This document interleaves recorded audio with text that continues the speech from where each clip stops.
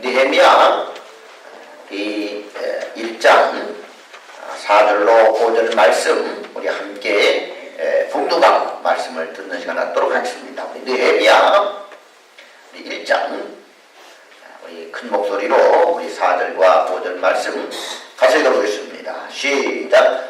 내가 이 말을 듣고 앉아서 울고 수일 동안 슬퍼하며 하늘의 하나님 앞에 금식하며 기도하여 이르되 하늘의 하나님 여호와 크고 두려우신 하나님이여 주를 사랑하고 주의 계명을 지키는 자에게 언약을 지키시며 긍휼을 베푸시는 주여 간구하나이다. 아멘.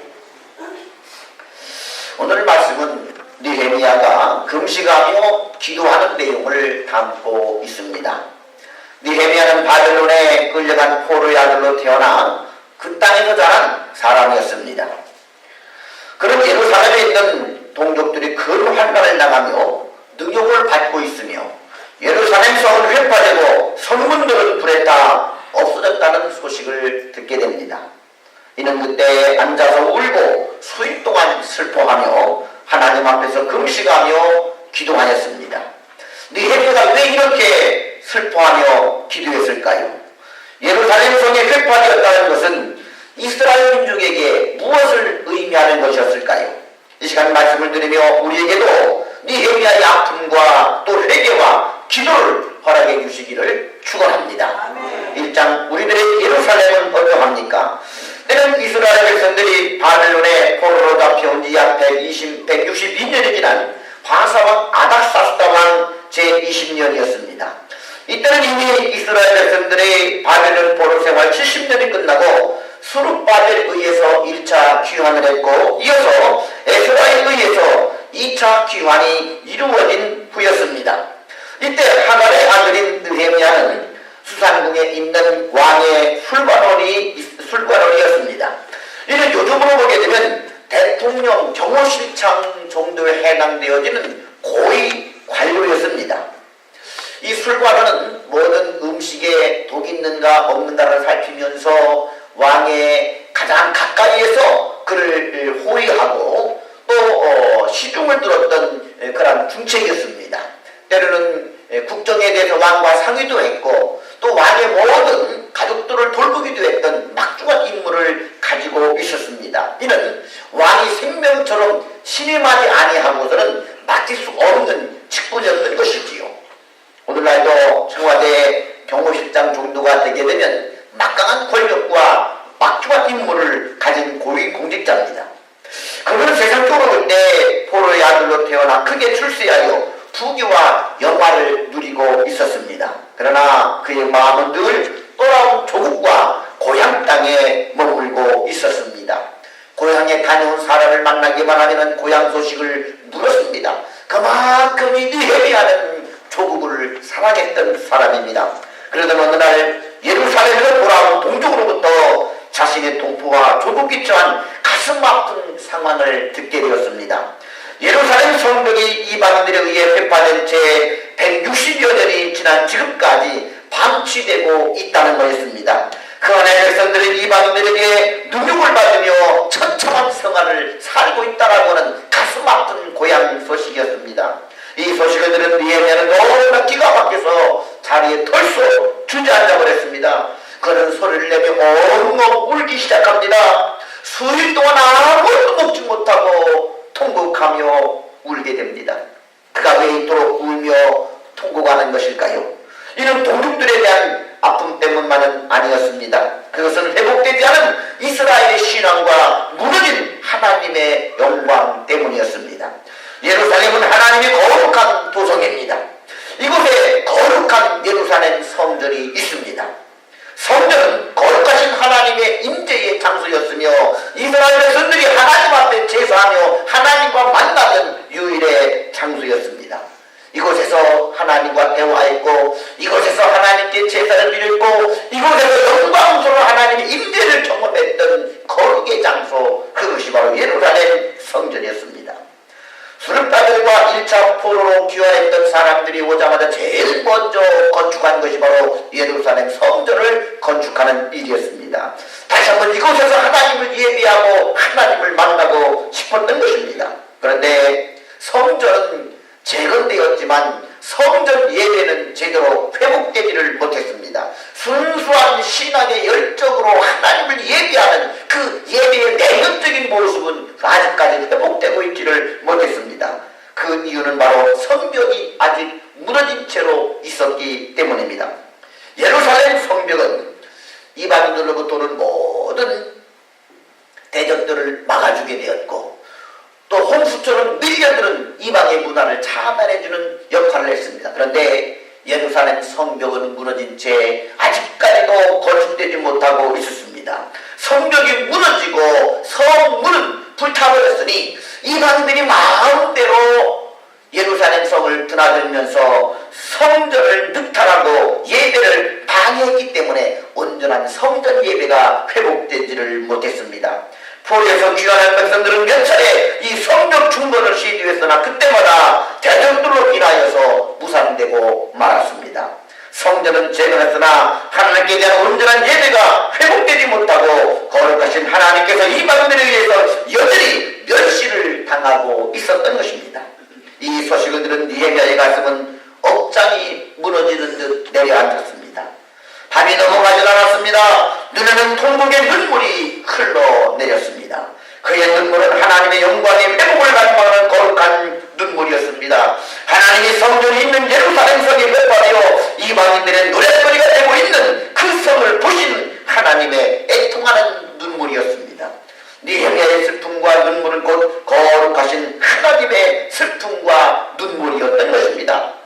하나님은 백성들에 대한 이런 상한 목자의 심정을 갖고 하나님의 영광을 갈망하며 눈물을 흘리는 자들을 귀하게 쓰십니다. 선지자 예레미야는 하나님의 말씀을 끝까지 불순종함으로 나라가 망하고 성전을 불타고 백성들은 바벨론으로 포로로 끌려가는 상황을 바라보면서 그 눈에서는 눈물이 마를 날이 없었다라고 성경은 기록하고 있습니다. 그는 고백합니다. 내 눈이 눈물에 상하며 내 창자가 끊어지며 내 간이 땅에 쏟아졌나이다. 예수님께서도 회개치 않는 그리고 멸망당하는 예루살렘 성을 바라보시면서 흐느껴 우신 장면이 성경에 기록되어 있습니다. 왜냐하면 이루어지는 미국이 청교도 신앙을 잃어버리고 영적 도덕적으로 깊이 병든 백성들을 바라보면서 너무나 마음이 상하여 눈물을 흘렸습니다. 찰스 피니는 맨하탄 길거리에서 저 많은 사람들이 지옥으로 떨어지고 있는 줄도 모르고 죄악 가운데 방황하고 있습니다 라면서 부르짖으며 큰 소리로 울부짖었습니다. 하나님은 이들을 통하여 미국의 대각성 운동을 일으키시고 영적으로 그 역사를 회복하시며 전 세계에 복음을 전파하는 계기로 삼으셨습니다. 오늘날 우리들의 예루살렘은 그러면 어떠합니까? 지난 설 명절은 참으로 우리의 마음을 아프게 하는 사건들이 많이 벌어졌습니다. 북한은 핵실험에 이어서 장거리 미사일 시험 발사를 함으로써 이 동북아시아 정세가 긴장이 되고 한반도가 얼어붙는 그런 참담한 이 상황으로 끌어갔습니다. 우리 대한민국에도 극단의 조치로 개성공단을 철수하게 되었습니다. 한반도상 극도로 어렵는 가운데 또다시 우리의 삶의 터전이 열강들의 각축장이 되어버리는 그런 뼈아픈 역사의 악순환이 다시 벌어질 위기에 처해 있습니다. 외국인들은 말합니다. 한반도가 언제 전쟁이 날지 모르겠다. 우리나라 사람들은 별로 긴장을 하는데 외국에서 바라보는 사람은 참으로 불안한 모습으로 이 한반도를 바라보고 있습니다. 과거에 이 대륙의 이 여러 열강들과 해양의 여러 해외 세력들이 우리나라를 무대로 그 열강들의 잠식의 각축장을 벌이고 전쟁터전으로 만들었던 것처럼 지금 다시 러시아와 중국과 북한이 합세를 하고 또 대한민국과 일본과 또 미국이 이 연합세를 구축하면서 다시 한번 신냉전 체제로 몰아가고 있는 삶의 현실입니다. 이런 상황 가운데 침대 덮친적으로 유가가 하락이 되고 세계 경제의 위기가 다시 찾아오고 있습니다. 이러한 가운데 늘 세계 경제 의존하고 있는 한국 경제에 빨간불이 켜지게 되었고 그리고 코스닥과 코스피는 아주 극도로 떨어져서 많은 사람들이 불안을 하게 합니다. 이런 위기 상황 가운데서도 정치인들은 제작권을 챙기더라도 사분오열되어 싸우고 있습니다. 여러분, 이와 같은 황폐해지는 조국의 현실을 우리는 목도하고 있는 것입니다. 예루살렘 성벽이 무너진 것처럼 지금 이 나라 경제와 정치와 한반도 상황이 무너지고 있다는 사실입니다. 그런데 우리가 더욱 슬퍼하며 통곡해야 하는 것은 우리의 사랑하는 포도원인 우리의 가정들이 붕괴되고 있다는 사실입니다. 계속해 오늘날 우리 사회는 불어닥치는 충격은 학교 폭력이 아니라 어린아이들의 삶의 보금자리가 되어야 될 가정 폭력으로 가정이 붕괴되고 있다는 것입니다. 연일 방송되고 있는 것은 부모가 자기 자식을 때려서 죽이고 그 시체를 토막내어 시체를 유기했다라고 하는 이와 같은 사건들이 종종 보도되고 있습니다. 이와 같은 가정의 붕괴는 비단 부신자들 세상 이방들에게만 있는 것이 아니라 성직 이 나라의 빛과 소금 역할을 감당해야 될 성직자의 가정에도 불어닥쳐서 뉴스 때마다 하단 자막에 뭐라고 나오느냐, 목사 부부가 자신의 자식을 때려서 숨지게 함으로 사형으로 기소가 되었다. 그와 같은 뉴스를 볼 때마다 세상 사람들은 무엇이라고 이야기하겠습니까? 결국은 기독교를 비판하게 되고 하나님의 이름을 조롱하게 되는 것입니다. 이 같은 삶의 현실 속에서 결국은 하나님의 이름이 땅에 떨어지게 되고 세상 사람들로부터 하나님의 이름이 조롱을 받고 있다는 것입니다. 우리에서 가장 슬퍼해야 될 것은 무엇이냐? 우리의 영적 성벽이 무너지고 있다는 것입니다. 모든 것의 원인은 어떻게 보면 하나에서부터 출발을 합니다. 하나님이 하나님의 존귀와 영광을 받으시지를 못한다는 사실입니다. 성도들이 말씀대로 살지 않고 일본주 신앙에 되어버리기 때문에 이와 같은 아픔의 역사가 반복되고 있는 것입니다. 십자가, 헌신, 희생, 절대신앙, 순종 같은 영원한 우리의 영적인 가치들이 우리의 삶에서 죽은 시체와 같이 떠내려가고 있는 것입니다. 장마철이 되고 폭우가 내리게 되면 썩은 생선의 배를 뒤집고는 그 폭우에 떠내려가는 것처럼 우리 신앙이 살아있어야 되는데 십자가 신앙, 절대 순종의 신앙, 그리고 하나님을 향한 뜨거운 사랑과 열정과 그리고 믿음의 중심과 그런 기초가 살아있어야 되는데 그와 같은 가장 귀한 가치 있는 단어들이 우리의 신앙의 삶에서 사장되어져 있고 죽어져 있고 그리고는 세상 풍조에 떠밀려 내려가고 있다는 사실입니다. 지난 설 명절 중에 우리는 그걸 똑똑히 볼 수가 있었습니다. 신앙을 지키고 하나님을 예배해야 될 성도들이 자기 자리를 버리고 세상 풍조에 떠밀려서 절대신앙 순종 하나님을 향한 그런 예배는 다 내려놓고 각자 뿔뿔이 흩어져서 고향으로 자기 삶을 찾아 내려가는 현실을 우리는 목도했습니다. 우리 광명교회가 설립된 지금 19년 동안 처음으로 성가대가 문을 닫았고 하나님 앞에 드린 찬양이 문을 닫았어요. 개척교회 때도 성가대가 서지 못하는 법이 없었습니다.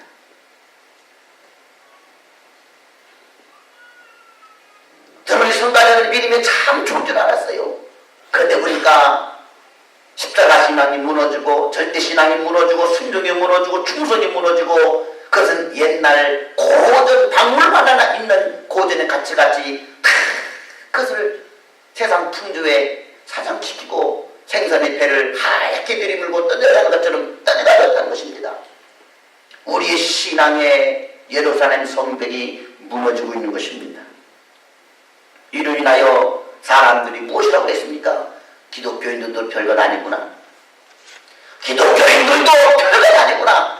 저 목사 부모 봐라. 어떻게 자기 자녀를 죽일 수가 있느냐. 저 기독교인들 봐라. 설명들이라고 자기들이 먼저 예배자를 닥치고 나가서 지들끼리 놀러 다니는구나. 뭐라고 그러겠습니까? 하나님의 영광이 땅에 떨어지고 있습니다. 이 무너진 예루살렘 성품을 보면서 우리는 울어야만 하는 것입니다.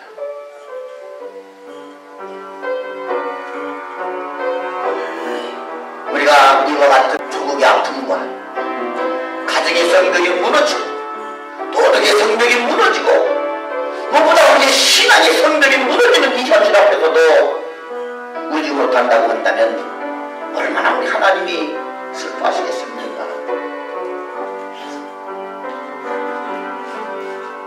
이 땅에 완화를 보소서. 하늘의 하나님 긍휼을 베푸시는 주여, 우리의 죄악 용서하소서. 이 땅 고쳐주소서.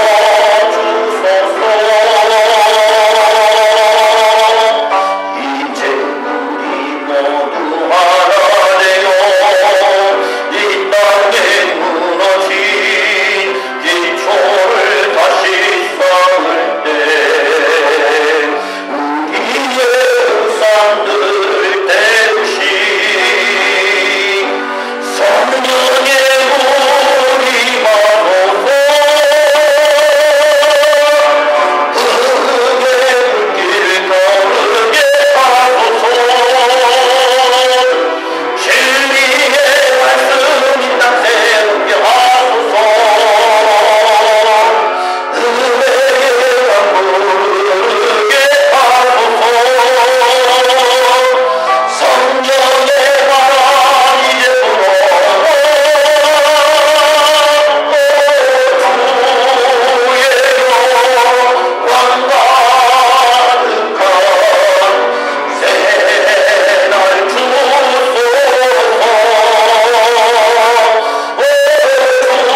주님 나라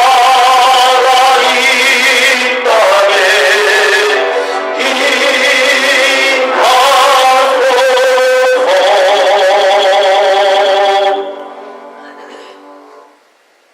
그러나 느헤미야는 통곡하며 울고만 있질 아니했습니다. 그는 하나님 앞에 무릎을 꿇었습니다. 하나님, 이 땅을 고쳐주소서.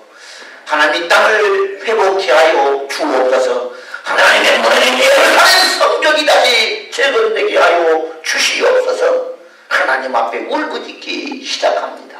그럼 느헤미야의 기도가 어떠한 기도였는지 우리가 한번 배워볼 수 있기를 원합니다. 첫째로 하나님께 소망을 두고 기도하는 기도였습니다. 우리 다 함께 우리 5절 말씀을 큰 목소리로 같이 한번 읽어보겠습니다. 시작. 이르되 하늘의 하나님 여호와 크고 두려우신 하나님이여, 주를 사랑하고 주의 계명을 지키는 자에게 언약을 지키시며 긍휼을 베푸시는 주여 간구하나이다. 할렐루야. 그는 하나님을 보고 외칩니다. 하나님 여호와 크고 두려우신 하나님이요. 크고 두려우신 하나님이라는 말은 무엇입니까? 이 말은 전능하신 하나님, 그리고 하나님만이 두려워할 수밖에 없는 전능한 하나님이라는 것입니다. 이 하나님께서 능히 무너진 예루살렘 성벽을 중건케 하고 이 백성들을 회복시켜 주실 거라고 하는 믿음이라는 것입니다. 그러니 하나님을 바라보고 믿었기 때문에 그 이 하나님 앞에서 소망의 기도를 드리게 됩니다. 또한 동시에 그런 회개하고 언약을 지는 자에게 하나님의 용서와 긍휼을 베푸시는 그런 긍휼의 하나님을 바라보았습니다. 전능하신 하나님을 바라봄으로 소망이 생기고 은혜와 긍휼을 베푸는 하나님을 바라볼 때 기도와 힘이 생기게 되었던 것입니다. 그는 이 하나님을 바라봄으로 믿음으로 그리고 소망을 가지고 울부짖어 기도했다는 것이지요. 둘째로 그는 이어서 회개의 기도를 드립니다.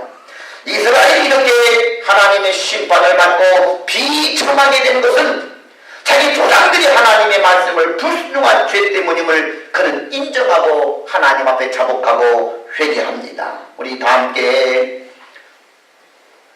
7절 말씀을 같이 한번 읽어보겠습니다.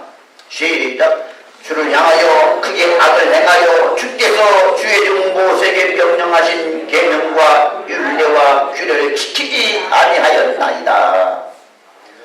그는 자신의 조상들이 하나님 앞에 범죄함으로 하나님의 말씀을 순종하지 못하고 하나님의 계명을 범함으로 이 나라가 바벨론에게 짓밟히고 예루살렘 성은 다 무너져버리고 하나님의 성전은 늑탈을 당하고 백성들은 이방인들에게 모멸과 멸시를 당하며 슬픔과 고통 중에 빠졌다는 사실을 너무나 잘 아십니다.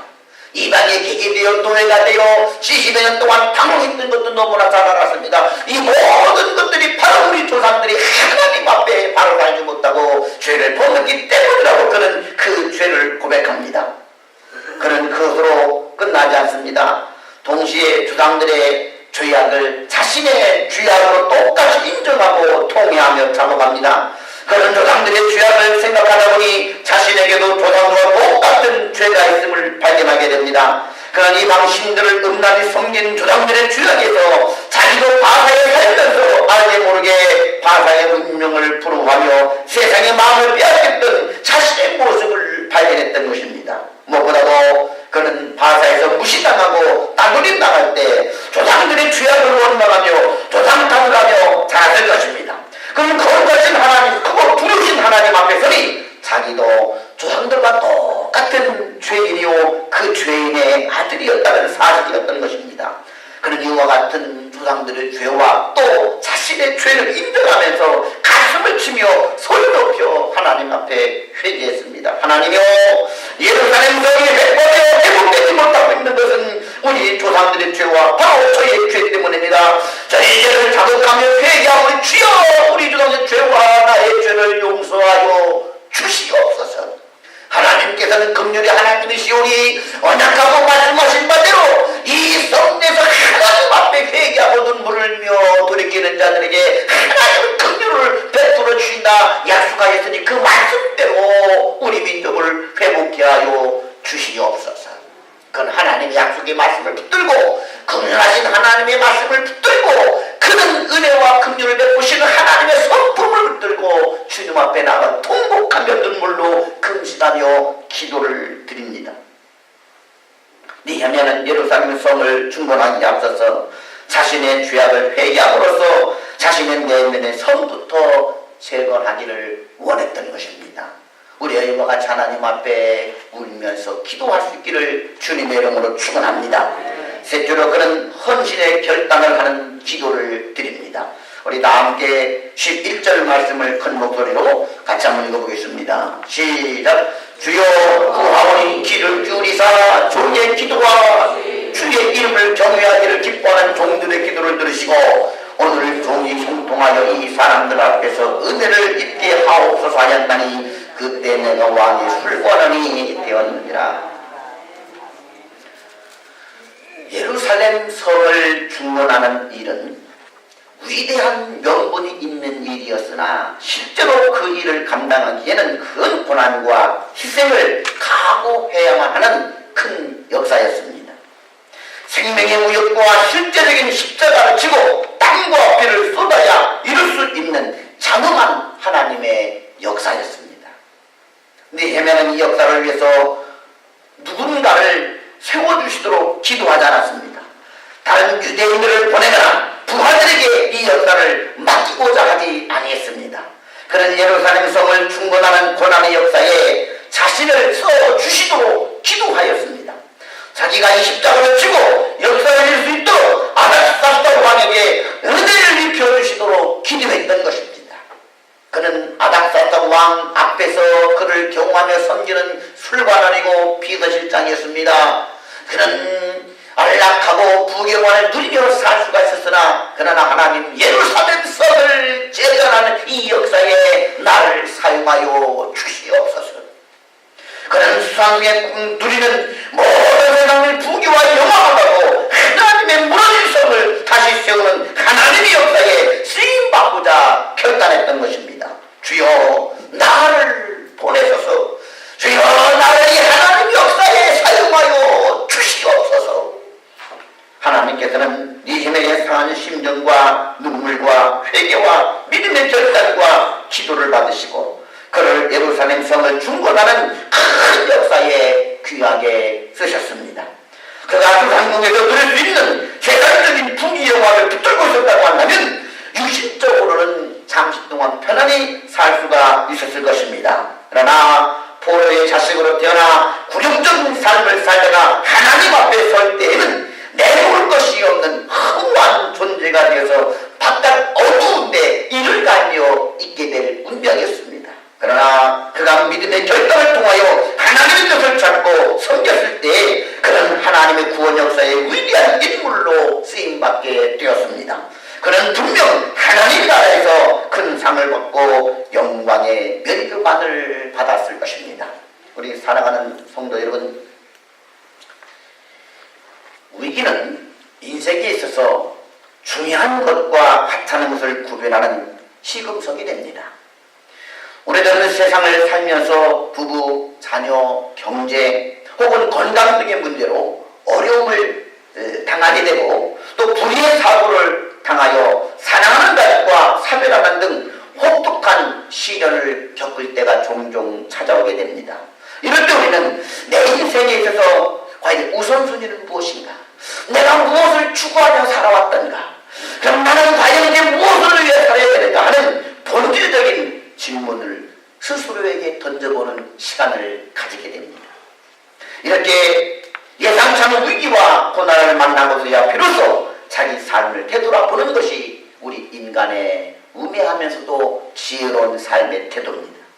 그런 점에서 헤매하는 오늘 우리가 부딪힌 삶의 위기 앞에서 무엇이 우리 삶의 우선순위가 되어야 하고 그 우선순위에 대해 우리가 어떻게 반응해야 되며 어떻게 내 삶의 가장 가치 있는 역사를 다시 한번 써내려갈 것인가에 대해서 열정적으로 그 해답을 제시해주고 있습니다.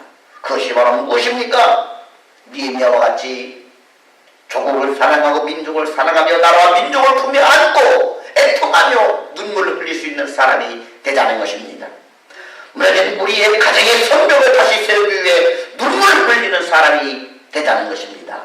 먼저 황폐하게 된 우리의 영적인 성벽을 다시 세우기 위해서 부르짖어 기도함으로써 신앙을 다시 세워보자 하는 그와 같은 열망으로 불타기를 바라고 있는 것입니다.